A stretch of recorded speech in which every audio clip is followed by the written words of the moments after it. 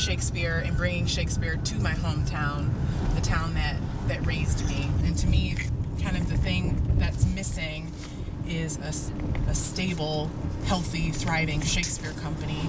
And people always ask me why Shakespeare, and I always ask them why not Shakespeare. When you're talking about Detroit, I don't really think there's another city that can relate to Shakespeare more than Detroit. So it's just everything just feels, it's just crazy that I get to talk to him, and that I get to talk to him about building an arts institution in the city. And yeah, it's perfect. And I also think that unless you're actually creating a performing arts institution, you really don't know, or you can't really understand. And it's going to be really super duper awesome talking to somebody who will get it.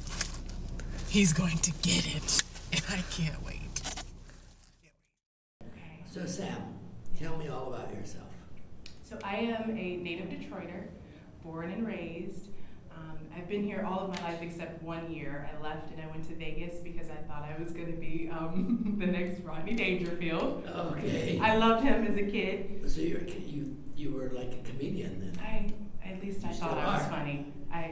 Up until about maybe 4 years ago when I started my theater company, Okay. Shakespeare in Detroit, Right. I wanted to be a comedian. And so now it's just all Shakespeare all the time. We actually had our first show just around the corner at Grand Circus Park. We did Othello in 2013. Wow. Yeah, we did all 5 acts. That's like, all that's 5 as acts. if I would have It's so started tight. like with The Ring by Wagner, which I didn't do. Yeah. It was, you know what though, I didn't know what was going to happen. And I didn't know if I was being too ambitious or not. But 500 people showed up that day. That's amazing. It really 500 is. people. And so now we're at our 6th show. We're doing King Lear, which opens next week. Wow. The same time as The Merry Widow. You have chosen all of the huge Shakespearean works. Because they mean so much. Yeah. But you're the first person that I've had the opportunity to talk to who gets it. Well, I've lived Completely. it for 44 years or whatever. What made you want to have an opera house in Detroit of all places? Because people always ask me, why would you Why want are to you start a doing this in Shakespeare? Detroit? Yeah. Oh, yeah. Yes. Can you imagine how many times people have said to me, why are you doing an opera? Why do you want an opera company in Detroit? This is a blue-collar town. Exactly. This is never going to be anything else except a blue-collar town. Oh. I mean, I think they Exactly. just convinced themselves. So everything is a step by step. You mustn't think about, I'm going to do a Shakespeare company. Yeah, she will, Yeah. but it'll be small, and it'll take steps, and maybe you'll find ways to collaborate with other institutions and so forth, and you'll find the way so that you can begin to make it a significant part of the cultural life. Mm-hmm. I of needed the that city. because I kept thinking, David, about this huge picture that lives in my head, and sometimes I forget about the steps. The huge picture should just be in your head Mm-hmm. as a goal, Yeah. but it's really the process and the strategy that will get you there. I got this call from I guess he was the president of Oakland University, which at that time was a very new university, and he said, Mr. DiChiera, I understand that you're one of the youngest, musicologists to be published and so forth, and we're looking for somebody to help us develop a school of music here. And I said, well, Mr. Varner, where is Oakland University? And he said, oh, it's in Rochester. And I said, where is Rochester? He said, oh, it's outside of Detroit. Mm-hmm. And I said, oh, well, I always thought I would pursue my career on either the East or West Coast. Yeah. And he said, well, just come, let us host you here, So, but then I thought, well, if I go there, I can build things. I can create school and so forth and so on. So I took it. First winter was very traumatic for me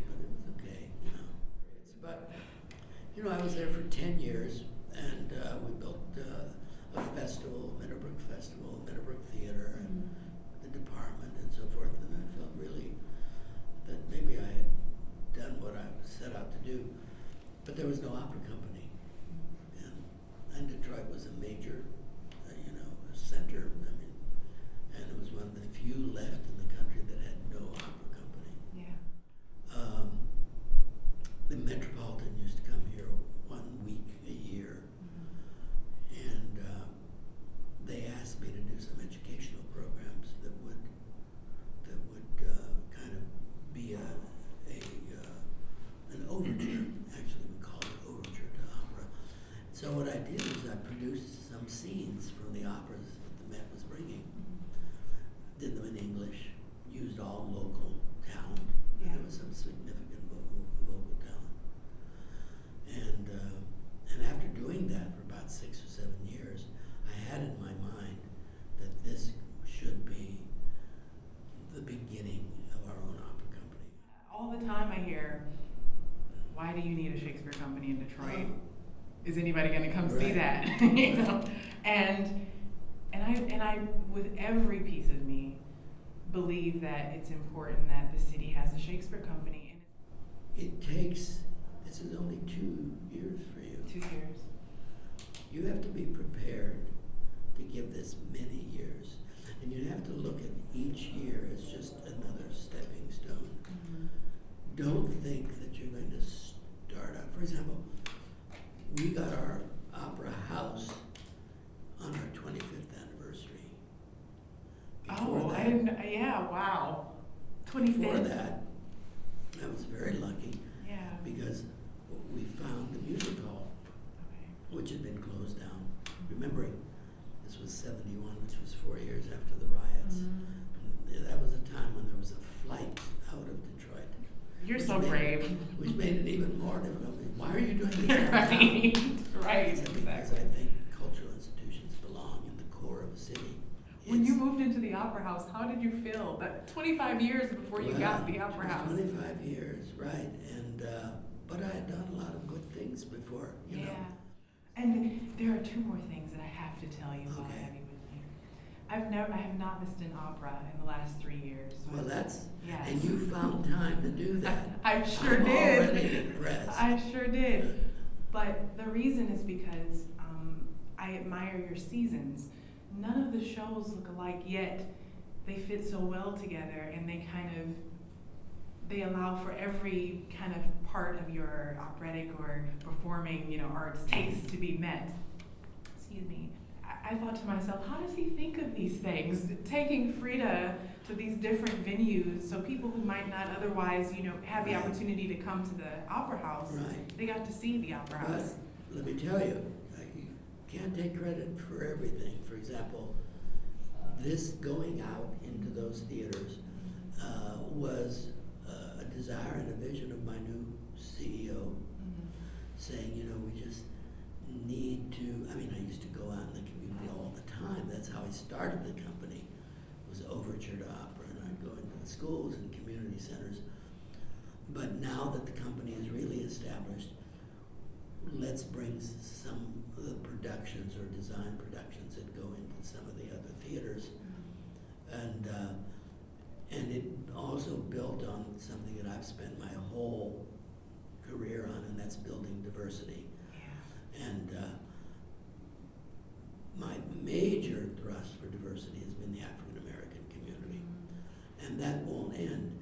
But I know that I've left the Latino community. I could have done more. I've done some in that I brought Latino singers, but to really do something that belongs to them. So Frida just, it was an opera I had been wanting to do for a long time, but with that initiative, and then with the fact that the DIA was doing this exhibit, I thought, it's now or never. We got to do it now. So I think that you find those opportunities and constantly look for things that can be right for the time. I hope you know that hope this means a lot to you, because your work has impacted me as just this little girl from 7 Mile in Detroit who wants to build this grand arts institution. And I told my mom that there is one person that I look up to in this city when I think about Shakespeare in Detroit, and it's you. Well, You're it. I ask my actors, yeah. when I can't think of what to do, I go, Right. wait 1 second. What would Dr. DiChiera do? If I can be half as creative and smart and thoughtful and cool, because you always look really cool, David, all the time, That's nice to know. then I would be very happy. You have it all.